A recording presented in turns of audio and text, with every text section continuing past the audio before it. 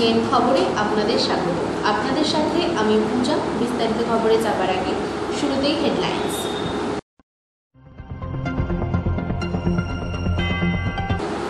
আবারও অশান্ত কোচবিহার, শীতলকুচিতে চলল গুলি।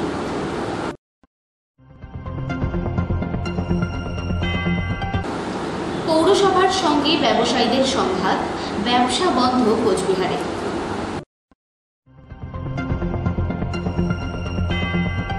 ফের উত্তপ্ত মাথাভাঙা, আহত 5। আসছি বিস্তারিত খবরে। আবারও অশান্ত কোচবিহার, শীতলকুচিতে চলল গুলি।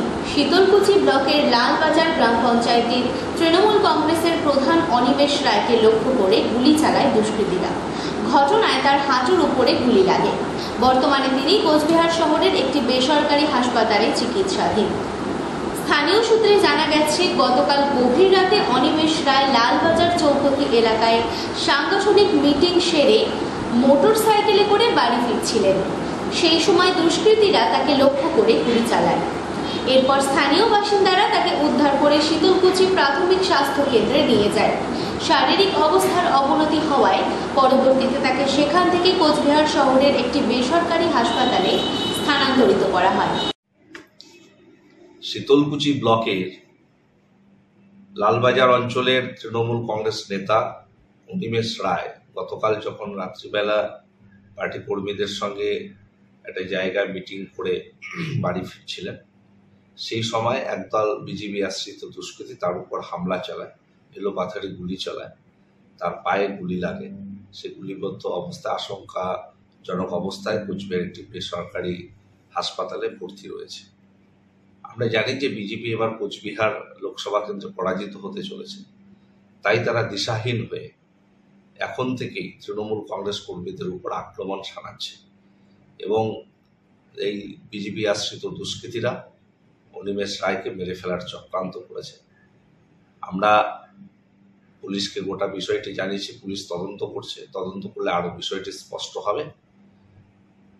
গোটা জেলা জুড়েই ভোট পরবর্তী সময় থেকে তারা হারবে জেনে এই ধরনের সন্ত্রাসের একটা আবহ তৈরি করার চেষ্টা করছে এবং তারই ফসল হিসেবে আমরা দেখলাম অনিমেষ রায়ের উপর এই গুলি এবং তাকে মেরে ফেলার চক্রান্ত। আমরা ধিক্কার জানাচ্ছি। নিশ্চিতভাবে নির্বাচন কমিশনের আন্ডারে এখন প্রশাসন রয়েছে, প্রশাসন তৎপরতার সঙ্গে বিষয়টি দেখবে, না হলে আমরা বৃহত্তর আন্দোলন কর্মসূচিতে অংশগ্রহণ করব। ঘটনার তদন্ত শুরু করেছে পুলিশ। ইসিসিএন খবর, দিনহাটা। পৌরসভার সঙ্গে ব্যবসায়ীদের সংঘাত, ব্যবসা বন্ধ কোচবিহারে। কোচবিহার ব্যবসায়ী সমিতির ডাকে ব্যবসা বন্ধ ডাকা হয়েছে আজ। পুরো মাত্রায় সফল এই বন্ধ। সকাল থেকেই কোচবিহার শহর জুড়ে সমস্ত দোকানপাট বন্ধ রয়েছে। ব্যবসায়ীরা একত্রে জড়ো হয়ে মিটিং করছেন। ব্যবসায়ী সমিতির সম্পাদক সুরজ কুমার ঘোষ জানান, পৌরসভার সাথে বেশ কিছু বিষয় নিয়ে বনিবনা না হওয়ার দরুন এই বন্ধের সিদ্ধান্ত নিতে বাধ্য হয়েছেন তারা। তাদের দাবিসমূহ মানা না হলে পরবর্তীতে তারা আলোচনার মাধ্যমে আবারও পরবর্তী কর্মসূচি গ্রহণের সিদ্ধান্ত নেবেন বলে জানিয়েছেন তিনি। সর্বসাধারণ স্তরের ব্যবসায়ীদের কাছ থেকে সাড়া পেয়েছি। আমি সমস্ত সাংবাদিক বন্ধুদের কাছে অনুরোধ করব, আপনারা সারা কোচবিহারে একটুখানি ঘুরুন, তাহলে বুঝতে পারবেন সর্বসাধারণের ব্যবসায়ী, সকল স্তরের ব্যবসায়ী, ফলালা, সবজিওয়ালা, মাছওয়ালার থেকে বড় ছোট মাঝারি সমস্ত ব্যবসায়ী স্বতঃস্ফূর্তভাবে, কারণ যেহেতু তাদের নিজস্ব তাগিদের মধ্যে আছে, নিজস্ব চাহিদার মধ্যে আছে এই বন্ধে। এই বন্ধটা ব্যবসায়ীদের বন্ধ, কাজে কাউকে বলে বন্ধ করার কোনো প্রয়োজন নেই। তারা নিজস্ব জীবিকার তাগিদে এই বন্ধে সামিল হয়েছে এবং সকাল থেকে এই বন্ধ চলছে স্বতঃস্ফূর্তভাবে। 24 ঘন্টা এই বন্ধ চলছে। দাদা, আপনাদের যে দাবি সমূহগুলো ছিল, সেই দাবি সমূহ পৌরসভার থেকে না মানার দরুনই আপনাদের ব্যবসা বন্ধ আপনারা ডেকেছেন এবং আজকে ব্যবসা বন্ধ করছেন। এর পরবর্তীতে গিয়ে যদি আপনাদের যে দাবিগুলো না মানা, সেই ক্ষেত্রে পরবর্তীতে আপনারা আবার আজকের বন্ধ আমরা সফল করব। সফল হয়ে গেছে মোটামুটি, 24 ঘন্টা পার হয়ে গেলে সফল। তারপরে পরবর্তী কর্মসূচি কি হবে, আবার সকল স্তরের ব্যবসায়ীরা একসাথে বসে আমরা তার কর্মসূচি নিব, তারপরে আপনাদেরকে জানিয়ে দেব। ইসিসিএন খবর, দিনহাটা। ফের উত্তপ্ত মাথাভাঙা, আহত 5। জমি বিবাদকে কেন্দ্র করে দুই পরিবারের সংঘর্ষে আহত হলেন 7 জন। শুক্রবার বেলা 1টা নাগাদ ঘটনাটি ঘটেছে মাথাভাঙা 1 নং ব্লকের পচাগড় গ্রাম পঞ্চায়েতের বড় কাউয়ারডাড়া গ্রামের ঠাকুরের বাসা এলাকায়। জানা গেছে 1 বিঘা জমি নিয়ে দুই শরিকি বিবাদ চলছিল দীর্ঘদিন ধরে, তবে আজ তা পৌঁছায় চরমে। লাঠিসোঁটা এবং কোদাল দিয়ে মারধরের অভিযোগ একে অপরের বিরুদ্ধে। ঘটনার পর আহতদের উদ্ধার করে চিকিৎসার জন্য নিয়ে আসা হয় মাথাভাঙা মহকুমা হাসপাতালে। এমনকি দুই পক্ষেরই বেশ কয়েকজন হাসপাতালে চিকিৎসাধীন। বিকাশ দাস বলেন, আজ মোটর দিয়ে জমিতে জল দিচ্ছিলেন। মোটরের ইলেকট্রিক তার জেঠুর জমির ওপর দিয়ে যাওয়ায় সেই তার খুলে ফেলে দেওয়ার পাশাপাশি তার বাবা দাদাকে মারধর করে। এই ঘটনায় তাদের পরিবারের 5 জন আহত হয়েছে বলে তিনি জানান। অপরদিকে গৌতম দাস বলেন, তাদের কাছে জমির সমস্ত কাগজপত্র রয়েছে, সরকারি আমিন দিয়ে জমি মাপাও হয়েছে, কিন্তু তারপরেও মানতে চাইছে না তাদের শরিকরা। ভুল কাগজ দিয়ে জমি দখল করে রেখেছে বলেও তার দাবি। আজ তাদেরকে মারধর করা হয় বলে অভিযোগ। এমনকি এই ঘটনায় গৌতম দাস এবং তার বাবা হাসপাতালে চিকিৎসাধীন। সকালবেলায় তোমার কারেন্টের খুঁটি তো ওদের জমির উপর দিয়ে নিয়ে গেছে, ঠিক আছে, লাইনে মোটর দিয়ে জল দিই, ঠিক আছে, জল দেওয়ার পরে ওরা তুলিয়া ফেলাই দিচ্ছে, ঠিক আছে। ওই যারা মারছে গৌতম দাস আর ওই যে অমর দাস, তারপরে হচ্ছে তোমার এই যে অদিত দাস, তারপর উত্তম দাস, মিলে মারছে, বাবাকে মারতেছে। পরে দাদার কাছে ফিরাইতে দাদাকে কোদাল দিয়া পিছন দিয়া কুবাইছে বলে আমাকে যেটা শুনলাম আর কি। কোদাল দিয়ে কুবাইছে, আমার বাবা আসতেছে, বাবাকে নিয়ে যাদের কথা বললেন টোটো ছিল না, একটা টোটো ছিল, নিয়ে আসছে। যাদের কথা বলেন কে হয়? আমার একজন দাদা হয়, যারা মেরেছে। দাদা মেরেছে, তারা জেরাত্ত দাদা হয়, জেরাত্ত ভাইস্তা হয়, আর অমর দাস হলো দাদা হয়। ইসিসিএন খবর, দিনহাটা।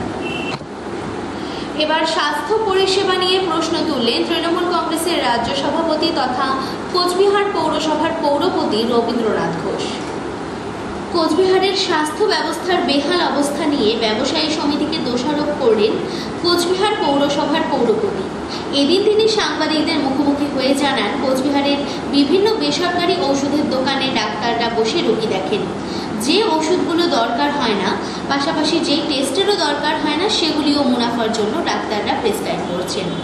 ফলস্বরূপ সাধারণ মানুষ ভোগান্তির শিকার হচ্ছে। এই বিষয় নিয়ে ব্যবসায়ী সমিতির পক্ষ থেকে কোনো আন্দোলন দেখা যায় না। রবি ঘোষ আরও জানান, কোচবিহারে চিকিৎসা করে তার অবস্থার অবনতি হয়েছে, শরীরের যন্ত্রপাতি দুর্বল হয়ে গেছে। তিনি বলেন, এখানকার চিকিৎসার বেহাল অবস্থার কথা স্বাস্থ্য দপ্তরে তুলে ধরবেন। ব্যবসায়ী সমিতির ডাকা 24 ঘন্টা বন্ধ নিয়ে সাংবাদিক সম্মেলন করলেন কোচবিহারের পৌরসভার পৌরপতি রবীন্দ্রনাথ ঘোষ। এদিন তিনি বলেন, কোচবিহারে যারা ব্যবসা করছেন তাদের মধ্যে 70% ট্রেড লাইসেন্স নেই। পাশাপাশি ব্যবসায়ী সমিতির সম্পাদক সুরজ কুমার ঘোষের বিরুদ্ধে সুরুচিয়ে বলেন, তার যে ওষুধের দোকান রয়েছে তাতে অনেকগুলো চিকিৎসক বসেন, অথচ সেই দোকানের ট্রেড লাইসেন্স নেই। রবি ঘোষ আরও জানান, সময়ের সাথে সাথে এগুলো প্রকাশ করা হবে। পাশাপাশি পরবর্তী বোর্ড মিটিংয়ে সিদ্ধান্ত নেওয়া হবে এদের বিরুদ্ধে কি ব্যবস্থা নেওয়া যায়। চেন্নাই গিয়েছিলাম, সব ওষুধ বাতিল করে মাত্র 4টা ওষুধ রেখেছি। তার মানেটা কি? তার মানে যে বাকি যে আমি 11টা ওষুধ খেতাম, সেই ওষুধগুলো আমার প্রয়োজন ছিল না। সেই ওষুধগুলো আমার শরীরে যা রয়েছে, নার্ভ রয়েছে, দুর্বল করে দিয়েছে। আমার শরীরের সমস্ত যন্ত্রগুলো বিকল করে দিচ্ছে। এভাবেই মানে এই ওষুধের দোকানগুলো এরা রোগী ধরে এনে বিভিন্ন প্রলোভন দিয়ে এরা এই ওষুধের দোকানগুলো মানুষ মারার একটা বল তৈরি করেছে। সেই জায়গায় কি মনে করছেন যে স্বাস্থ্য দপ্তর নজরদারি রাখতে ব্যর্থ? আমরা এই একটা বিশেষ মিটিং করে স্বাস্থ্য দপ্তরের কাছে আমরা এই ব্যাপারে চিঠি পাঠাবো ব্যবস্থা নেওয়ার জন্য। এবং আরো দুঃখের সাথে বলি, ব্যবসায়ী সমিতির সম্পাদক সুরজ ঘোষ, তার বাড়ির নিচে যে দোকান ওষুধের, 15 জন ডাক্তার বসান, বেশিরভাগ হাসপাতালের ডাক্তার। তার কোনো ট্রেড লাইসেন্স নাই, অনুমোদন নাই, বেআইনি ব্যবসা এটা। তার কাছে আমার শিখতে হবে, আমাদের পৌরসভা শিখতে হবে তার কাছে নীতি নিয়ম, কোনটা ঠিক কোনটা ভালো শিখতে হবে। তার আরো কাজ আছে, আজকে না ক্রমশ প্রকাশ্য। अभी टेलर है, बाकी पिक्चर বা কি হয়? ব্যবস্থা নিচ্ছে না কেন পৌরসভা, যাতে এত অনিয়ম চলছে? ডেকে ডেকে বৈঠক করে চেষ্টা করছি যে আপনারা শুধরান, আইনগত ব্যবস্থা নেওয়ার আগে আপনারা শুধরান, কিন্তু শুধরায় নেই, উল্টা পৌরসভার বিরুদ্ধে চক্রান্ত করছে, পৌরসভাকে ব্ল্যাকমেল করার চেষ্টা করছে। ইসিসিএন খবর দিনহাটা। নিয়ন্ত্রণ হারিয়ে দুর্ঘটনার কবলে 4 চাকার গাড়ি, অল্পের জন্য প্রাণে রক্ষা পেলেন যাত্রীরা। নিয়ন্ত্রণ হারিয়ে দুর্ঘটনার কবলে 4 চাকার গাড়ি, অল্পের জন্য প্রাণে রক্ষা পেলেন যাত্রীরা। আজ ঘটনাটি ঘটেছে বাগডোগরা বুড়িবালাসনে। জানা গিয়েছে MM পাড়ায় থেকে শিলিগুড়িতে ডাক্তার দেখানোর উদ্দেশ্যে ধন বাহাদুর দার্নাল স্ত্রী ও পুত্র সহ গাড়ি চালিয়ে যাচ্ছিলেন। হঠাৎ তার মাথা ঘোরালে সোজা ব্রিজের ডিভাইডারে ধাক্কা মারে গাড়ি। এরপর ব্রেক কষতে কষতে প্রায় 200 মিটার সামনে গিয়ে ব্রিজের মাঝ বরাবর দাঁড়িয়ে পড়ে গাড়িটি। ঘটনায় গাড়ির চাকা খুলে বেরিয়ে আসে। যদিও এই ঘটনায় কোনো হতাহতের খবর পাওয়া যায়নি। ঘটনার খবর পেয়ে ঘটনাস্থলে পৌঁছয় বাগডোগরা ট্রাফিক গার্ডের কর্মীরা। রিকভারি ভ্যানের মাধ্যমে গাড়িটিকে উদ্ধার করে নিয়ে যাওয়া হয়। ইতিমধ্যে পুরো বিষয়টি খতিয়ে দেখছে পুলিশ। अचानक उनका क्या हो गया पता ही नहीं चला। तो आवाज जब एकदम से आवाज आया ना, तो उनको लगा क्या हुआ, थोड़ा चक्कर लग रहा है, ऐसा बोला। चक्कर लगने के बाद क्या डिवाइडर में लगा है? रास्ता का जो डिवाइडर है वहाँ पे लगा है। अभी कैसा है, उनका क्या प्रॉब्लम था? सिर